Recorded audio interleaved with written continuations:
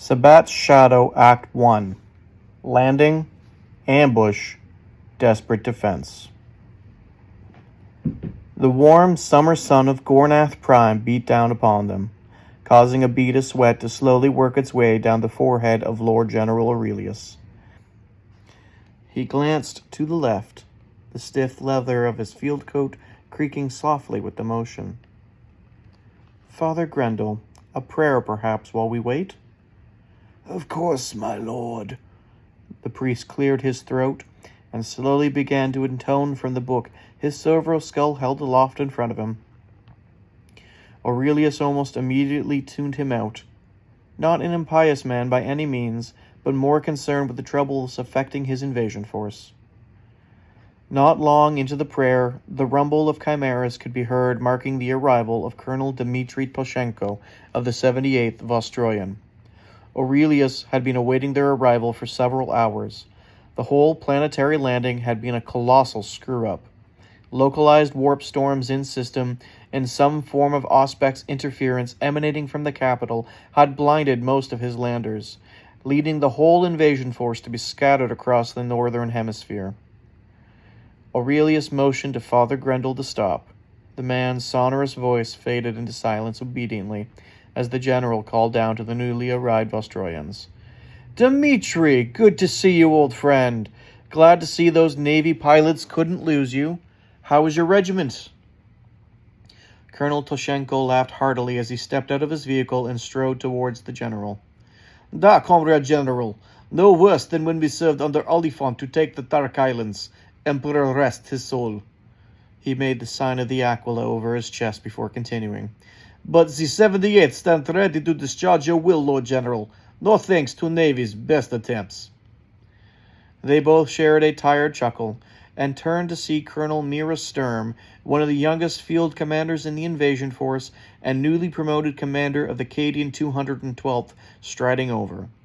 Following her was her adjutant, Major Hask, a severe man with a sense of humor as dry as a desert, as well as a young and nervous-looking sergeant from the 69th Steel Legion, one of the newest arrived reinforcement units sent to join the crusade.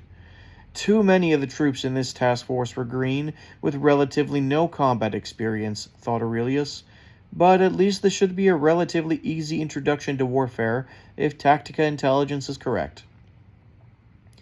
Aurelius cleared his throat once all were gathered to receive his orders. "Greetings. As you all know, I am Lord General Aurelius. Colonel Toschenko is my second-in-command in this theater. As such, the 78th will have the honor of striking north to take the main starport facilities and secure our further landing areas. Enemy presence in that sector is expected to be comprised of renegade elements with heavy artillery, but nothing you haven't overcome before, Dimitri. I expect your boys will appreciate the colder climes up north." Dimitri laughed and nodded his assent. "Da, Comrade General. The colder it is, the better we fight." Aurelius then turned to Mira. "Colonel Sturmn, your regiment is largely untested in this theater. I have never known a Cadian to be anything but true. I will be counting on you and your troops to hold our main line as a backstop in case the worst might happen." Mira nodded solemnly. "Yes, Lord General. The 212th won't let you down. We have already begun to construct a defensive line to rival the casters of our homeworld." Aurelius then turned to the beleaguered-looking sergeant. "Report, if you please, Sergeant." "Sir, Sergeant Van Voits, Armageddon 69th Steel Legion, Victor 45678-132. Colonel Dross sends his regards, sir. He wishes to report they are making all best speed down MSR2 west towards Emperor's Harvest, sir. No contact with enemy reported thus far. Tactica intelligence appears to have been correct about Nil force dispositions defending the capital, sir." The man finished with a quick salute. "Very good. Hopefully that remains true. Carry on then, Sergeant." The man saluted again before turning and running back to the Arvis letter that had brought him into report. "It seems the Emperor is shining down upon us this day." "Blessed be the Emperor," intoned Father Grendel. "So let us get to the task, gentlemen. Go with his will in your heart. The Emperor protects." Returning the blessing, the respective officers marched away to their tasks. Up the hill came the unmistakable clump, clump, clump of power-armored feet as a battle sister of the Order of Our Martyred Lady came to a stop in front of him. Lord General, my Order Palatine, Sister Evangeline, sends her regards, and asks you allow us to accompany your forces in this crusade to reclaim this planet in his name. Aurelius smiled and once again made the sign of the aquila across his chest. It would be our pleasure, sister, to have such devout warriors of the Emperor aid us in our cause. Please, avail yourself of supply, and let Sister Evangeline know I would appreciate the chance to speak with her. Of course, Lord General, I will inform her presently. And with that, the sister headed away.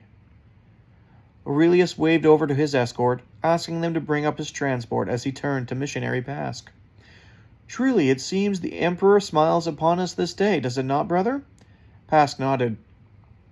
Yes, Lord. True faith and devotion are rewarded. He tests us at every step, but our faith will always overcome. Aurelius nodded before climbing into the waiting vehicle. You men, get loaded, quickly! We haven't got all day! Move out!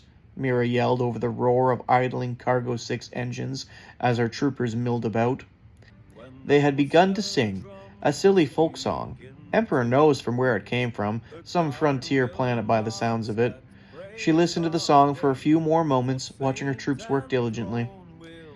Major Festovius, I want Charlie and Delta companies to reinforce the right wing by nightfall. Yes, ma'am. I will see it done right now, responded Festovius, before awkwardly raising his wounded right arm to speak into the Voxcaster, relaying commands. Major Hask, make sure the vehicles are ready. The deck priests don't seem too confident their blessings will be completed by dawn. Hask nodded silently and strode toward the regiment's motor pool. Mira smiled to herself, confident the 212th wouldn't let her down in the coming days, watching the passing troop convoys as her men continued their song.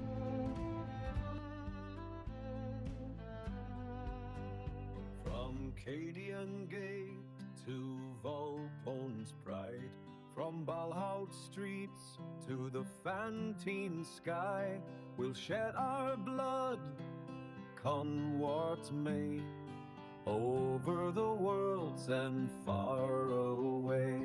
The foe may roar, the foe may stand, but we are the hammer in the Emperor's hand. His light shall guide us through the fray, over the worlds and far away. O'er the worlds and o'er the stars, Red Drake, Newfound and Cabal, by Emperor's will, come what may, over the worlds and far away.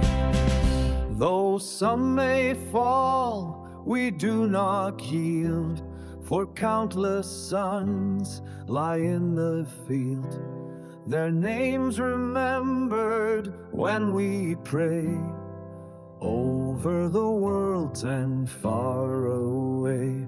So fallen lads behind the drums, our colors blazing in the suns. The throne commands and we obey, over the worlds and far away. O'er the worlds and o'er the stars, through Red Rake, Newfound and Cabal, by Emperor's will, come what may,